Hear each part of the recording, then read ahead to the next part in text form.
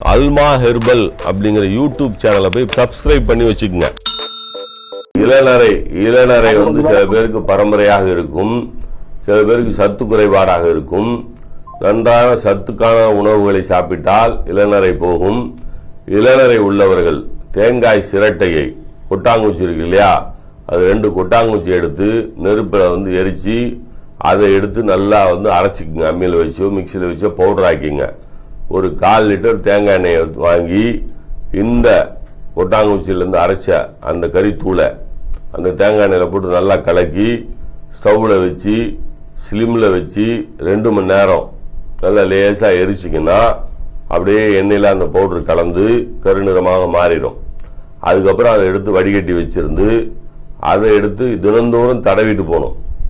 தினந்தோறும் காலையில் வேலைக்கு போகும்போதோ பள்ளிக்கூடத்துக்கு போகும்போதோ அந்த எண்ணெயை, தேங்காய் எண்ணெய்க்கு பதிலாக இந்த எண்ணெயை என்ன தடவிட்டு போனீங்கன்னா 6 மாதத்தில் இளநரை மாறிடும்.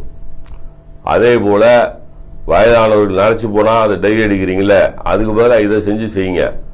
6 மாதம் செஞ்சீங்கன்னா நிச்சயமாக அந்த இளநரை மாறிவிடும்.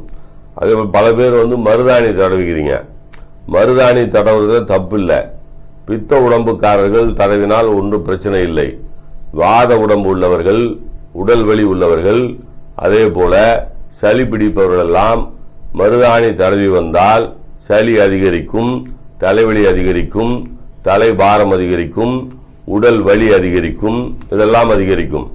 அதனால எந்த பொருளை யார் யார் பயன்படுத்த வேண்டும் என்ற ஒரு வரைமுறை இருக்கிறது.